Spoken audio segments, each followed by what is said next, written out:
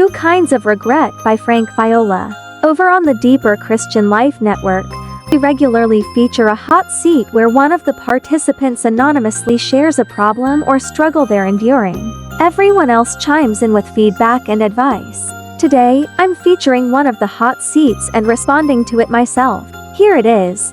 I know that the Lord has forgiven all of my sins. This is promised in His Word, but I'm having a hard time getting over some things I've done in the past. I mean long ago, like over 20 years ago, and they keep coming back to my memory. I committed these failures while I was a genuine believer, though I was blind to my state. I won't say I feel guilt as though God is holding these sins against me, but I feel horrible remorse and painful regret. What can I do to overcome this? What strategies can I use when these memories and the awful feelings of regret come to my mind? I'm sure I am not the only one who struggles with regret and the pain of past failures. I am hoping that some of you who are wise can help. As Frank said in a recent article on his blog newsletter, I need some practicals on this one, some hows, not truths about forgiveness that I already know. Thank you. Regret is one of the most unpleasant feelings in the human experience. People who have no regret have either lived a near-perfect life, have memory problems, or possess an insensitive conscience. Jim Rohn famously said, "We must all suffer from one of two pains, the pain of discipline or the pain of regret. The difference is discipline weighs ounces while regret weighs tons." According to the New Testament, there are two kinds of regret. One is regret unto death, the other is regret unto life. And we are given an example of each. Judas exemplifies regret unto death. After betraying Jesus, he felt deep and agonizing regret. But Judas did not go to God with it. Instead, he allowed the piercing pain of regret to sink him into the grip of despair and end his own life. If Judas allowed his regret to break him in godly remorse and sorrow, and he threw himself on the mercies of Jesus, I believe the Lord would have forgiven and restored him. I'm aware that Judas' betrayal and death was prophesied before he was born, but the prophecy didn't force him to betray Jesus or commit suicide. It simply foresaw the decision Judas made. Regrettably, Judas didn't run to God after his sin. He ran away from him, so his regret led to death. For us, death may not be physical. It could be illness, which is incipient death, depression, despair, or a pause in one's relationship to the Lord.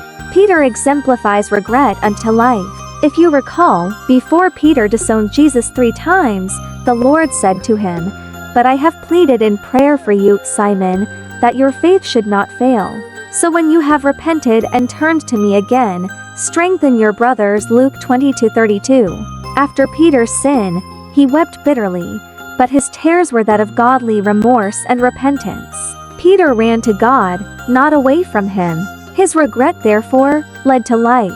When Jesus broke through the tomb and was raised from the dead, the angels told the women at the empty tomb something remarkable. "Tell his disciples," and Peter, Mark 16:7. Astonishing. "Go tell the Lord's disciples and Peter that Jesus is alive, and he'll meet them in Galilee." Those words embody forgiveness, mercy, love, and reconciliation. Not long after, Jesus made Peter the chief of the apostles, a magnificent, yet mind-boggling stroke of mercy. Here was a failed apostle who was restored to feed the Lord's sheep and open the doors to God's kingdom on the day of Pentecost. Regarding sorrow and regret, Paul wrote the following words to the Corinthian believers: "I am happy, not because you were made sorry, but because your sorrow led you to repentance. For you became sorrowful as God intended, and so were not harmed in any way by us." Godly sorrow brings repentance that leads to salvation and leaves no regret, but worldly sorrow brings death. 2 Corinthians 7:9-10. Godly regret leads to repentance and restoration. Ungodly regret leads to despair and death. Unbelief is at the root of ungodly regret. What was the difference between Judas and Peter? I think the Lord's parable of the talents give us a clue. The man who hid his talent did so because of the way he viewed God. Here are his words: "I knew you to be a hard man, reaping where you did not sow, and gathering where you scattered no seed. So I was afraid, and I went and hid your talent in the ground. Here, you have what is yours." Matthew 25, 20 for 25. Why did this man view God this way? According to Jesus, it was because he was wicked and slothful. v 26. Psalms 18. 25-26 says, "To the faithful you show yourself faithful, to the blameless you show yourself blameless, to the pure you show yourself pure, but to the devious you show yourself shrewd." Even though Peter and Judas spent the same amount of time with the Lord, Judas didn't see Jesus the way Peter did, and I believe that's why he responded to his regret in a drastically different way.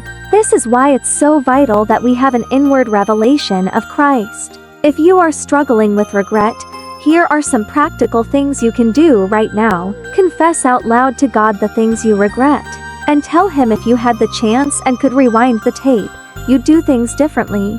By faith, lay hold of His forgiveness which He purchased for you by the death of Christ. God will rescue the penitent heart. Jesus died to cover 10,000 regrets.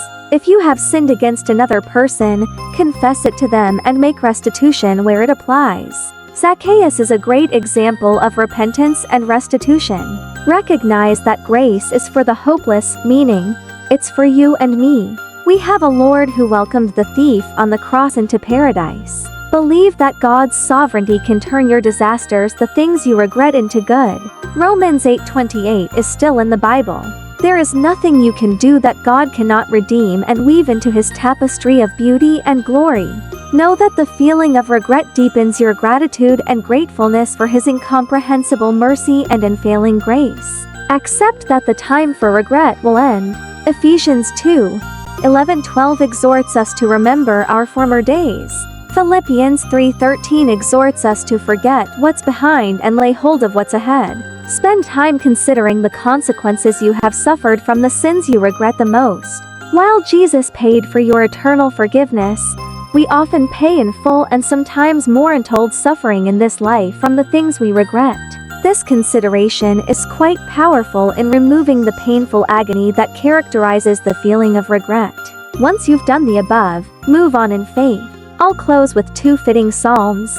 If you, Lord, kept a record of sins, Lord, who could stand? But with you there is forgiveness, so that we can, with reverence, serve you. Psalm 130:3-4 How blessed is he whose wrongdoing is forgiven, whose sin is covered.